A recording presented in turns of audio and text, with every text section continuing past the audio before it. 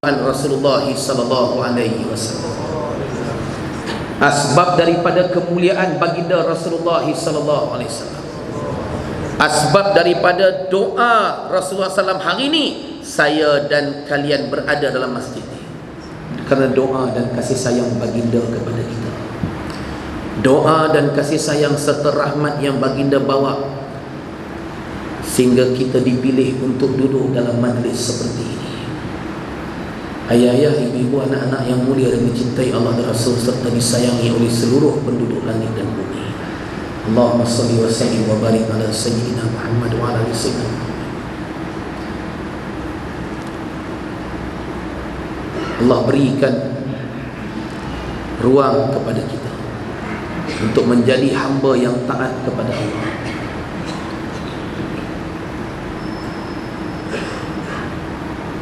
Sehingga kan ada di antara umat ini yang berpaling daripada baginda Rasulullah SAW, asbab daripada melihat sesuatu yang pelik, mereka berpaling.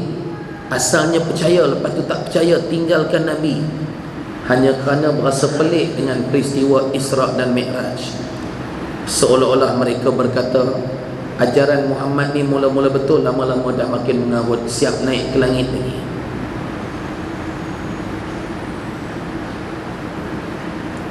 Peristiwa Isra' Mi'raj yang menguji keimanan umat Islam, sangat menguji keimanan umat Islam, sehingga kan sejarah murtad yang pertama dalam sejarah Islam adalah dalam peristiwa Isra' dan Mi'raj, selepas baliknya baginda SAW daripada Mi'raj.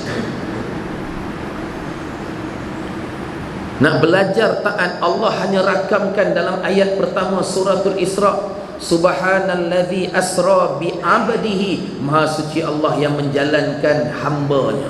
Kenapa Allah tidak kata maha suci Allah yang menjalankan Rasul-Nya? Kenapa Allah tidak kata yang menjalankan Nabi-Nya? Kenapa Allah tidak kata yang menjalankan kekasih-Nya? Tetapi kenapa Allah gunakan perkataan hamba?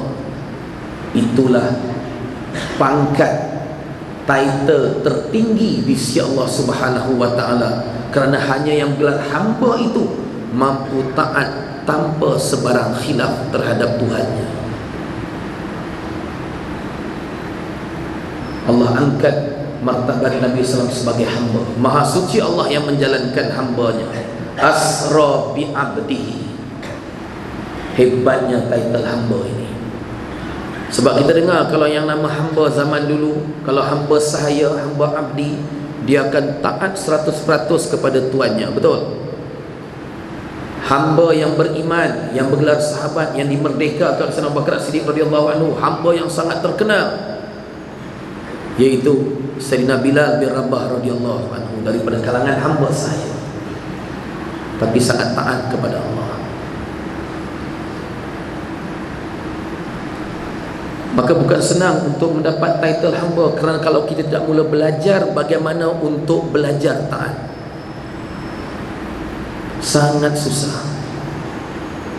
Esok hari Jumaat, betul tak?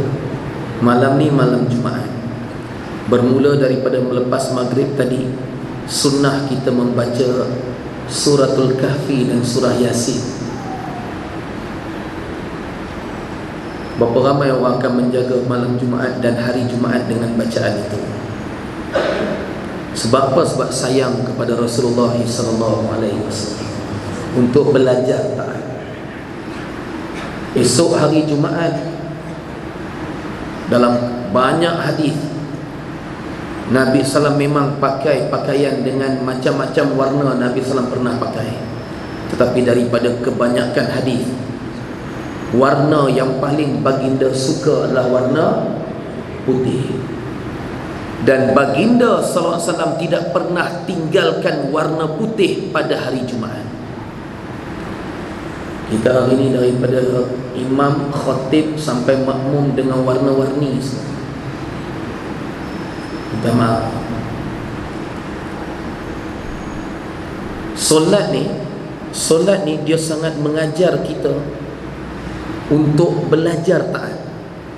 Ibadah solat yang sangat istimewa, yang tidak diturunkan ibadah solat itu melalui wahyu seperti Sayyidina Jibril AS, Tetapi yang baginda SAW terima terus daripada Allah di Sidratul Muntaha sangat istimewa. Kerana di dalamnya pengisiannya penuh dengan perkataan belajar taat. Kenapa solat maghrib tadi saya angkat reha peserta depan?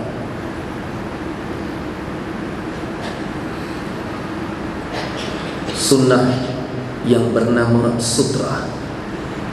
Orang tua-tua kita dulu mengaji tak tinggi macam kita, tapi ilmunya Masya Allah. Kita tengok orang tua-tua dulu salah sembahyang, dia letak bantai kat depannya. Orang tua-tua dulu suka letak bantal kan. Rupa-rupanya dia menjaga sunnah yang bernama sutra. Dalam riwayat hadis yang sahih, Rasulullah SAW tidak pernah solat dalam keadaan di hadapannya kosong, melainkan baginda akan pacakkan lembingnya ataupun busur panahnya, baginda pacak di depan. Kalau solat tidak ada sutra, tak ada letak sesuatu kat depan ni, solat sah, solatnya sah, tetapi makruh. Imam tu makruh. Maka sutrah bagi makmum adalah imam. Sutrah bagi makmum adalah imam. Dalam mazhab kita Syafi'i, sutrah ini hukumnya sunnah muakkadah, sunat yang muakkad. Adapun sebahagian mazhab yang lain mengatakan sutrah itu hukumnya wajib. Masya Allah. Ni belajar taat, nak amal sunnah Nabi SAW. Saya sebut tadi, betulkan saf, anak jari kaki bertemu dengan anak jari kaki orang sebelah. Hadis sahih riwayat Al-Imam Imam Al-Hafiz Abu Abdullah Muhammad bin Ibrahim bin Muhammad bin Ismail bin Ibrahim bin Al-Mughirah bin Bardizbah Abu Hanaful Jufi Al-Bukhari, yang dikenali dengan panggilan Imam Al-Bukhari rahimahullahu ta'ala. Juga riwayat daripada Al-Imam Abul Husain Al-Hujjaj Muslim bin Kaushas Al-Kushairi An-Naisaburi, yang dikenal dengan nama Imam Muslim rahimahullahu ta'ala. Hadis muttafaqun alaih, yang meriwayatkan bahawa ketika Nabi SAW memerintahkan kami merapatkan saf, anak jari kaki kami bertemu dengan anak jari kaki orang sebelah. Ni sunnah yang dikuburkan. Kita semayang masuk saf ini nak selesa. Saya pernah masuk saf, duduk saf belakang, saya rapat, pakcik tu lari. Saya rapat, dia lari lagi. Saya rapat kali ketiga, dia pusing tengok saya, dia kata apa rapat-rapat. Dia marah.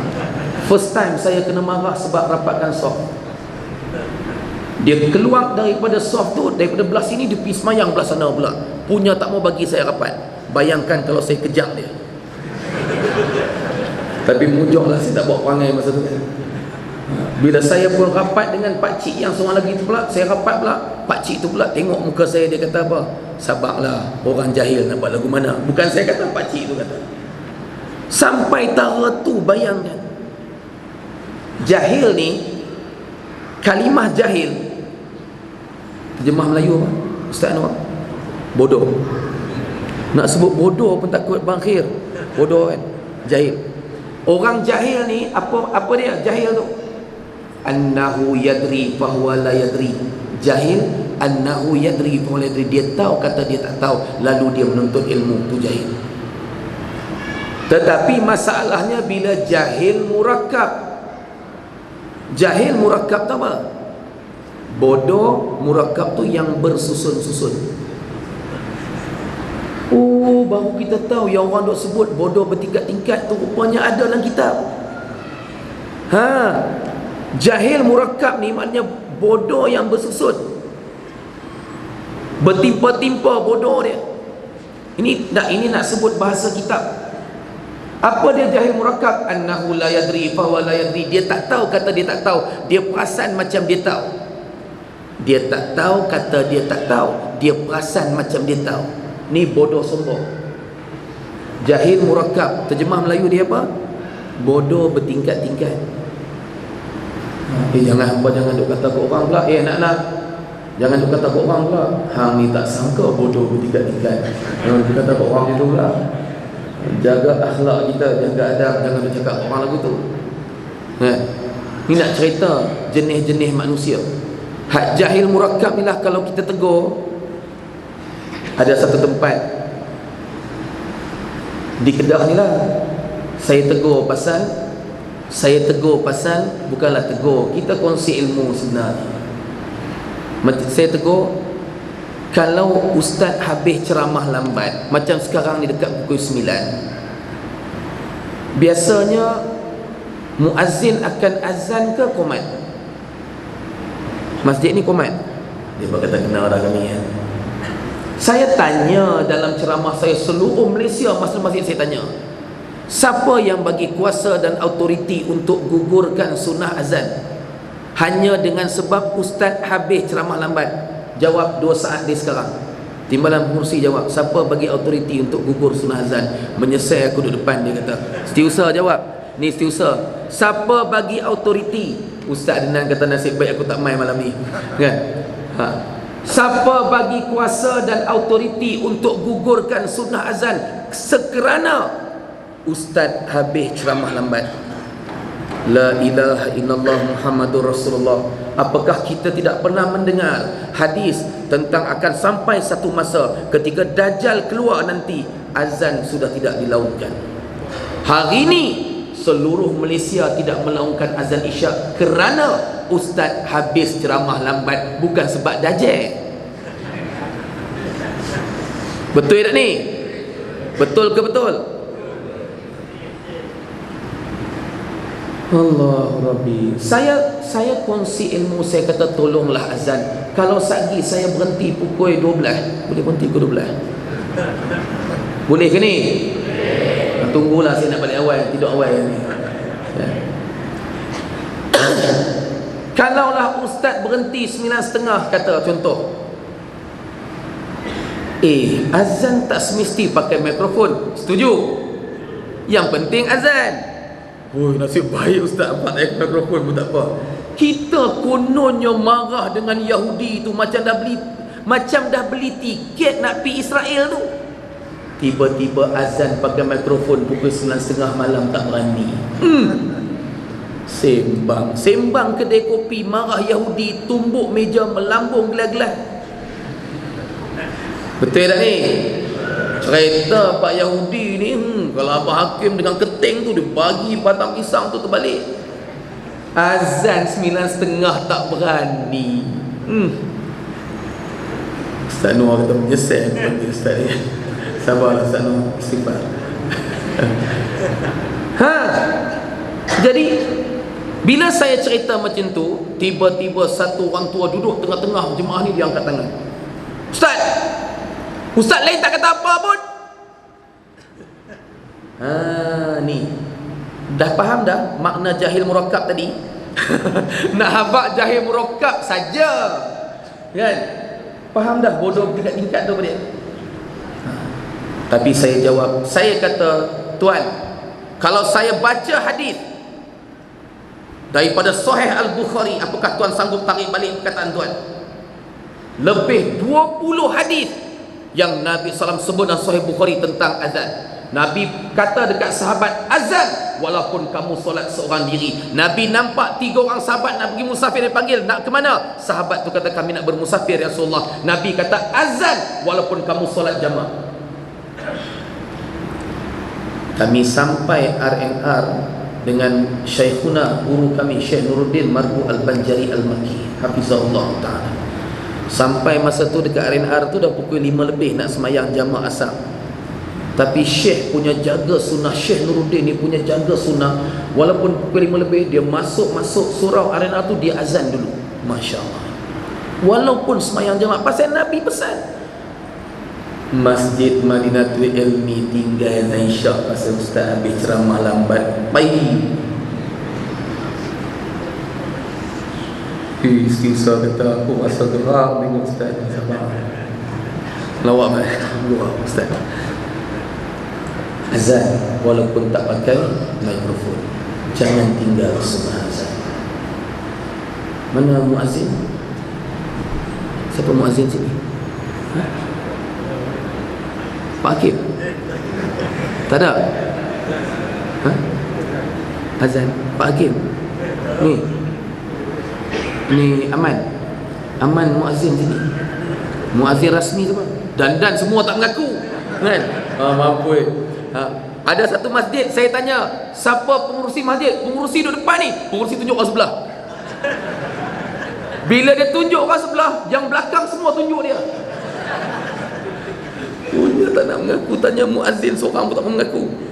Cakap betul, siapa muazzin? Mana muazzin? Angkat tangan sikit. Tak, ustaz nak pesan, ustaz nak bagi tahu tuan muazzin dengar elok-elok. Nabi SAW kata yang paling berhak ke atas azan adalah muazzin. Pengurusi tak boleh halang, ustaz yang ceramah tak boleh halang. Nabi pesan, Nabi kata yang paling berkuasa ke atas azan adalah muazzin. Maknanya bila muazzin dia nak azan, tiba-tiba ustaz yang ceramah kata, ini tak payah azan lah, komat minta maaf ustaz. Nabi bersabda yang paling berkuasa atas azan adalah saya sebagai muazzin. Ustaz duduk je dia. Pengurusi pula kata, pengurusi masjid kata, dengar dulu. Dah ustaz tu kata, minta maaf tuan pengurusi, Nabi bersabda yang paling berkuasa atas azan adalah saya. Tolong duduk dia. Ini Nabi pesan, Nabi bagi autoriti. Muazzin kata, biasa malam ni. Tu muazzin ni baru tahu menyorok belakang abang baju t-shirt hitam ni. Kola kuning ni. Abang ni mana? Di mana dandan tunjuk orang lain. Kan? Dan Nabi kata lagi yang paling berkuasa di atas iqamah imam. Muazzin tak boleh qamat selagi imam tak bagi kemenangan. Sepatutnya. Bila saya cakap macam tu pula, ada satu masjid saya ceramah dekat KL, muazzin dia terasa. Tapi ustaz, dia angkat tangan. Tapi ustaz, setiap kali nak qamat, imam seorang dekat Perlis, seorang kat Singapura, dia kata. Maknanya imam pun duduk kat luar, tak masuk masjid lagi. Habis macam mana dia kata? Imam tu pula depan saya tengah ceramah ni, imam tu pula kata, alah hang tu yang kalam kabut, bergaduh depan saya ni. La ilaha illallah. Jadi kerja pula bergaduh depan saya.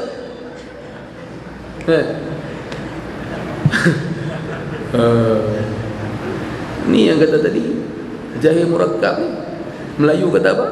Bodoh tingkat-tingkat. Dia bukan nak ambil iktibar, dia cari salah orang. Saya kongsi nak cerita kalau sayang dekat Nabi SAW. Allah, kan bayangkan sunnah azan dengan sunnah bersugi ni. Kita akan nampak sunnah azan lebih besar daripada sunnah bersugi. Pun Nabi kata, laula an asyqa ala ummati, kalau tak menyusahkan umatku, la amartuhum bisiwak min kulli waktu solat, aku akan perintahkan umat aku bersugi setiap kali waktu solat. Kalau tak menyusahkan umat aku. Bayangkan azan kita tinggal. Malam ni pukul 9.30 azan pakai mikrofon, pakai speaker luar. Muazzin berani tak? Ustaz Anwar, orang pergi serang rumah Ustaz Anwar, apa? Oh dah, dia kata pasal apa pula? Pasal Pak azan ke 10. Dia pergi serang rumah Ustaz Anwar. Ustaz Anwar jangan baca hadis, jangan baca ayat Quran. Tapi ingat dialog ni. Ustaz Anwar kata kat dia, sebenarnya tadi masa masuk waktu pukul 8.40 memang kami nak azan. Habis tak awak tak azan? Sebab kami tunggu tuan tak datang-datang. Kami tunggu sampai pukul 10 tuan tak main. Tuan lah salah. Kami azan pukul 10 hari ni sebab tunggu tuan. Berani tak kata lagu tu? Mana? Pakai serban merah ni? Pakai, kat tiang pakai spek tu. Baju biru, baju putih belakang, spek dekat kepala tu, yang spek kat dahi. Oh, abang muazzin berani ke tak malam ni? Pak Hakim tunjuk, Pak Hakim nakal tu. Ayah-ayah, ibu-ibu yang mulia, jaga sunnah. Walaupun kita nampak macam kecil, tetapi tidak ada sunnah yang kecil. Semua sunnah Nabi itu besar di sisi Allah Subhanahu wa taala. Jaga sungguh-sungguh. Kalau nak melahirkan hamba yang tidak akan melawan Tuhannya pada generasi ini yang akan datang, Semua orang kena usaha bantu bangunkan madrasah-madrasah ni.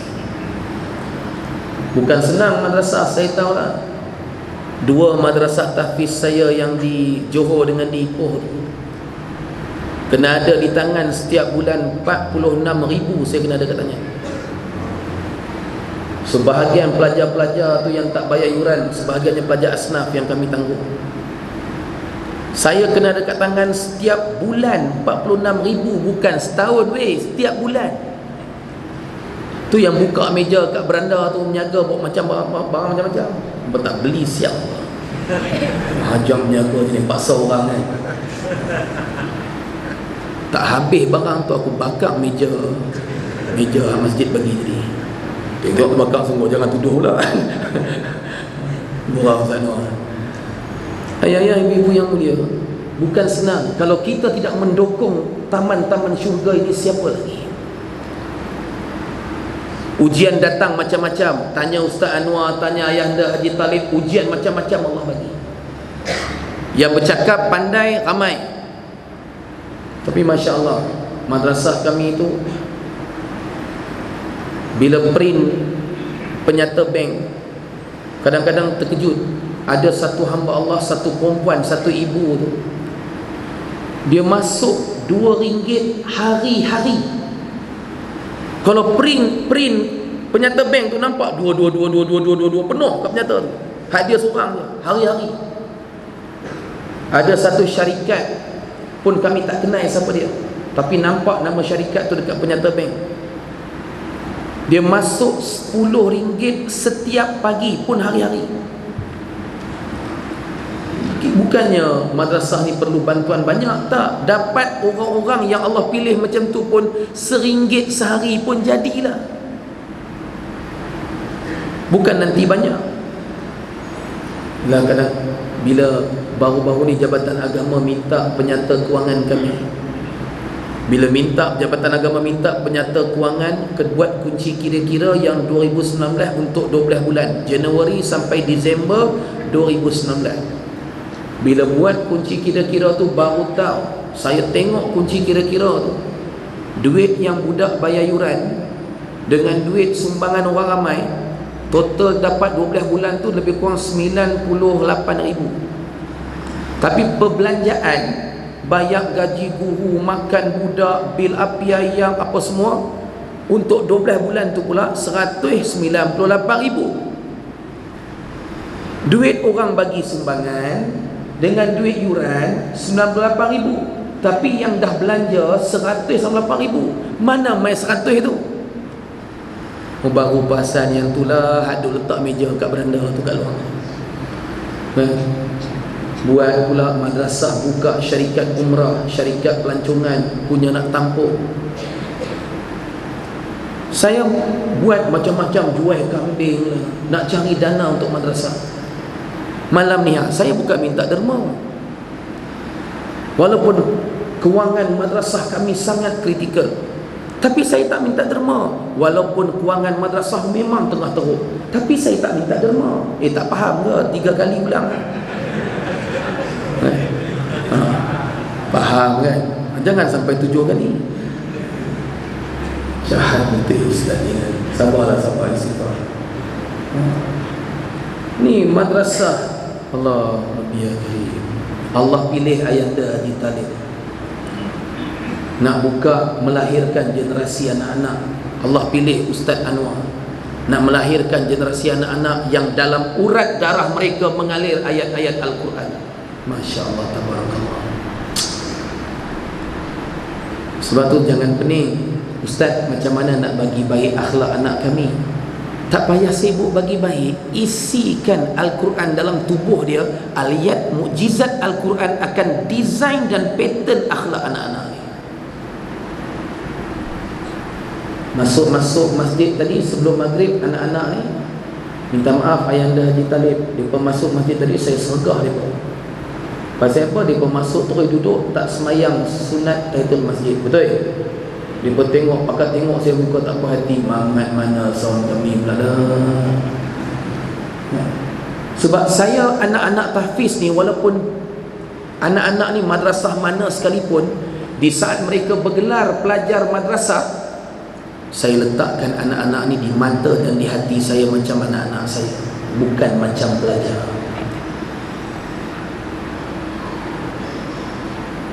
Sebab tu sangat penting.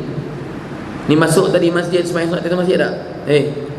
Anak-anak Ihyaul Ulum sembahyang. Baik. Sana kata hampa giling kepala aku cubit tu macam ni.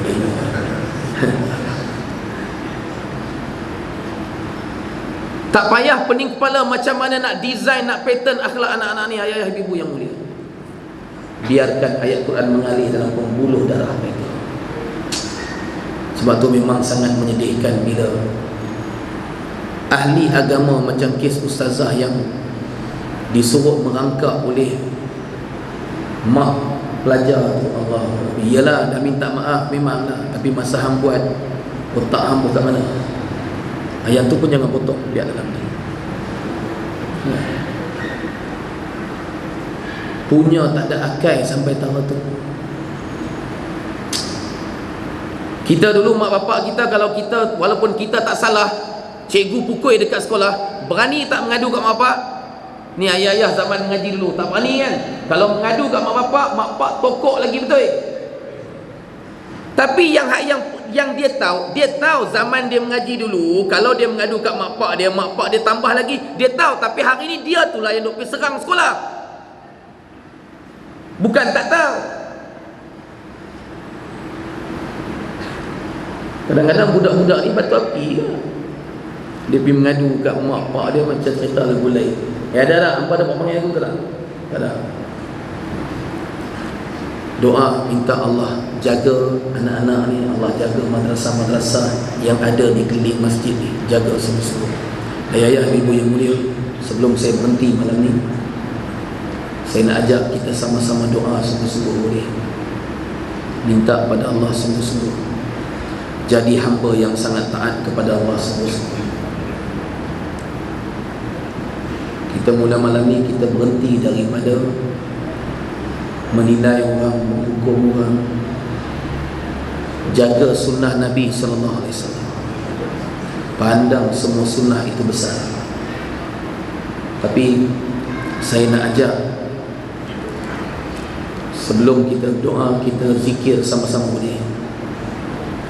Tapi saya mohon sangat-sangat, ayah-ayah di belakang yang duduk di luar masjid dekat beranda boleh masuk untuk zikir dan amin doa sungguh-sungguh. Duduk paling dekat dengan saya. Anak-anak aku main apa-apa lagi.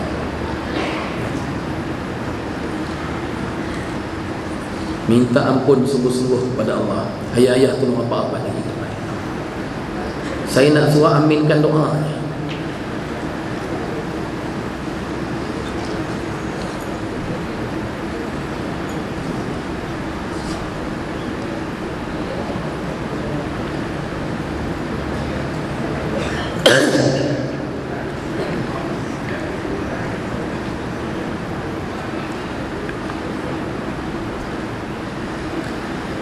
Saya datang malam ni ke masjid ni dengan macam-macam dosa. Saya datang ke masjid ni malam ni dengan macam-macam dosa. Ayah-ayah, ibu-ibu yang mulia, kalian juga datang malam ni dengan macam-macam dosa. Ada di antara kita yang hadir malam ni yang tinggal solat di zaman muda dia sampai malam ni belum habis qada lagi. Sampai malam ni duk berhutang solat lagi. Ada di antara ayah-ayah, ibu-ibu yang hadir pada malam ni yang tinggal puasa di zaman muda, sampai malam ni belum habis bayar hutang puasa tu lagi. Ada di antara kita yang pernah berzina. Zaman muda dulu pernah berzina. Zaman muda pernah main nombor ekor, judi. Ada di antara kita yang zaman muda pernah minum arak. Sampai malam ni kita tak pasti apakah Allah sudah terima taubat kita ataupun belum. Ada di antara kita yang hadir pada malam ni baru 2 tahun solat penuh 5 waktu di masjid. Baru 2 tahun. Tapi bila dah pakai kopiah, pakai